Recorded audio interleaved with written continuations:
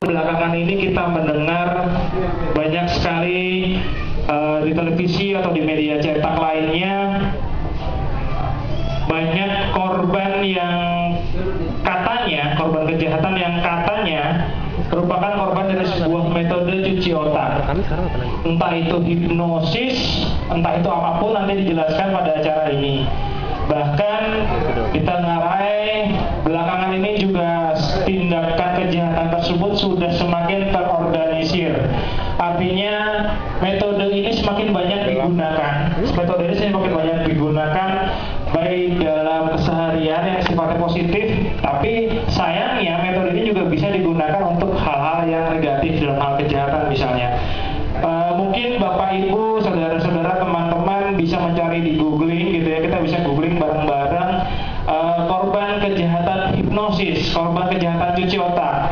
Atau mungkin Bapak Ibu pernah mendengar temannya, kawannya gitu, atau teman atau saudara sendiri yang kena hal seperti ini, misalnya ditepuk tuh pundaknya terus tiba-tiba melalui. Jadi suatu saat Anda harus belajar, suatu saat kita semua harus belajar melindungi diri sendiri dan anak-anak kita. Karena gelombang otak ini pun bisa digunakan untuk parenting. Jadi bisa digunakan untuk menstimulus anak kita melakukan hal-hal yang positif ke depannya, asal kita tahu caranya, gitu kan. Seringkali kita berbusa-busa menasihati anak kita, tapi kok anak kita gitu-gitu aja gitu ya, nggak ada perubahan yang berarti. Yang abnormal atau manusia-manusia yang supranatural. Sedangkan di buku kedua, Lawan Bahaya Cuci Otak dan Pengendalian Pikiran, itu hubungannya erat dengan buku pertama saya, yaitu masalah gelombang otak. Bagaimana kita bisa mengendalikan gelombang otak itu sedemikian rupa sehingga kita terbebas dari cuci otak. Saya akan coba untuk memberikan presentasi selanjutnya.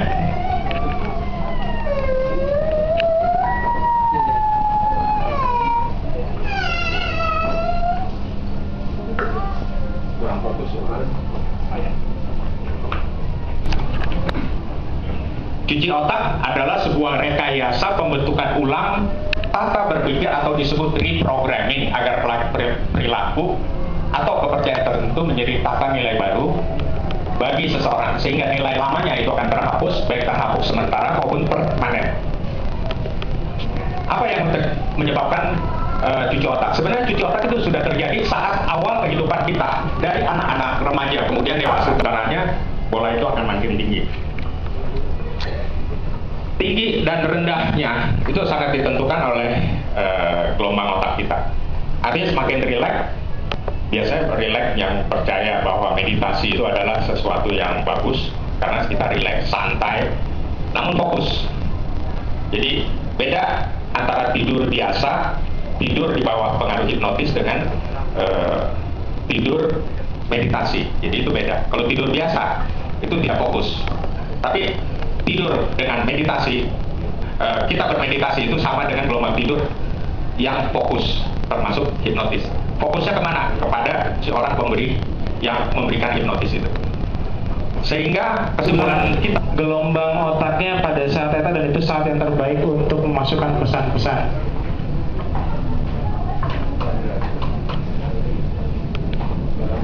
Jadi seperti tadi bahwa anak yang baru bangun tidur, bagaimana dengan hipnotis? Sama. Jadi hipnotis pun itu pola gelombangnya, otaknya diusahakan si suyet, ya. Suyet itu adalah yang menerima sugesti hipnotis dalam pola gelombang alfa maupun beta. Jadi lebih mudah kita memberikan sugesti, perintah dan sebagainya.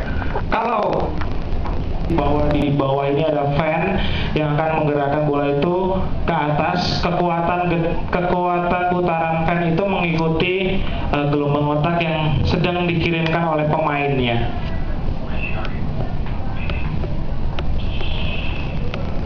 Jadi biasanya bola ini diperlukan semacam gravitasi, ya. Artinya dia supaya stabil kita harus di reset terlebih dahulu.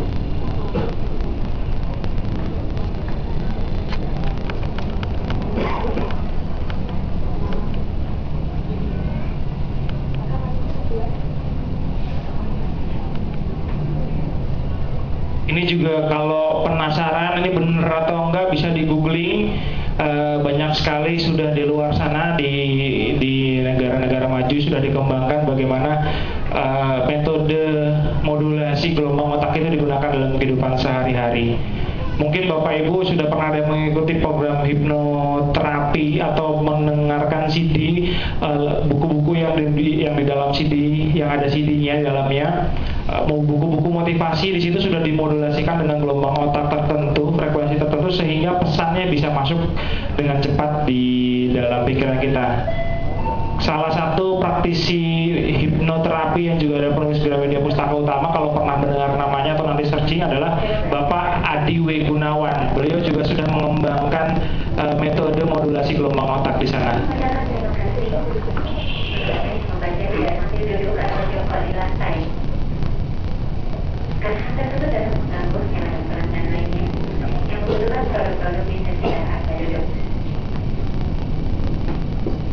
Di bawah untuk dia membuka sampel plastik karena bukunya ada sudah tersedia satu sampel yang sampelnya sudah dibuka. Kami para penjelasan, kami mengucapkan terima kasih untuk Anda yang membaca tidak sambil duduk atau jongkok di lantai. Karena tersebut dapat mengganggu perjalanan manusia dan media yang membutuhkan produk-produk di sekitar Anda duduk. Saya beri mohon untuk tidak membuka sampel plastik karena buku yang sudah tersedia satu sampel yang sampelnya sudah dibuka. Jadi informasi dari kami. Terima kasih atas perhatian dan kunjungan Anda. Selamat sore, selamat berbelanja, dan selamat sukses untuk Anda. Kami di Bookstore, Library Malu, Library Kota Budak.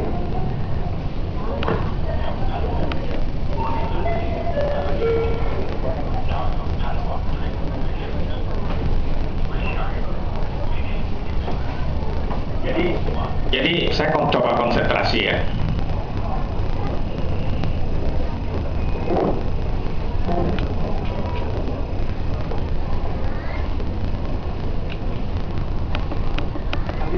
Jadi dipersilakan bagi Anda yang ingin mencoba, penasaran gitu kan.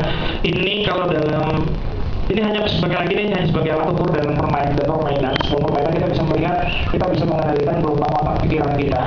Jadi kondisi di paling bawah ini adalah kita dalam kondisi yang sangat stres. Artinya ketika kita tidak bisa menaikkan ke atas, berarti kita dalam kondisi sangat stres.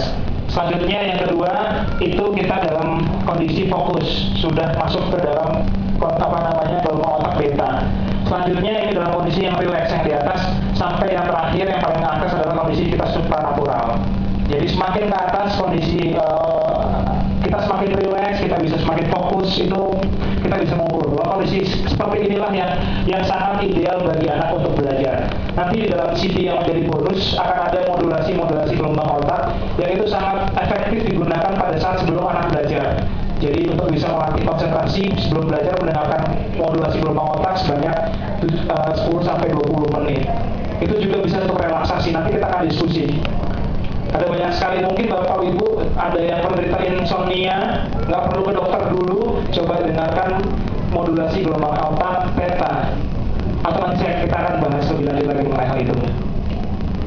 Sekali lagi ini nggak ada prinsip, nggak ada apa, kita bisa mencoba, dan sekali lagi ini juga bukan hal yang terlalu serius. Ini adalah hal ini sebenarnya hanya alat permainan yang bisa menunjukkan sampai mana kita bisa mengendalikan gelombang otak kita. Karena pada saat itulah kita bisa sangat efektif untuk belajar, kita bisa sangat efektif untuk berkreativitas segala macam.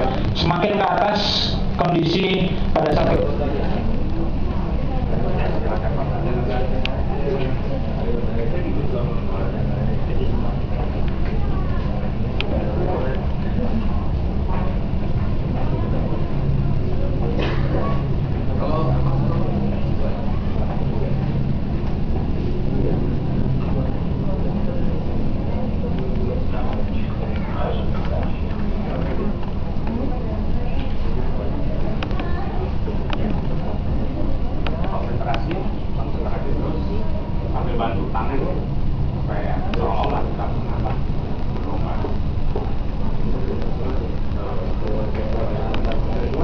Yang pasti orang stres nggak bisa.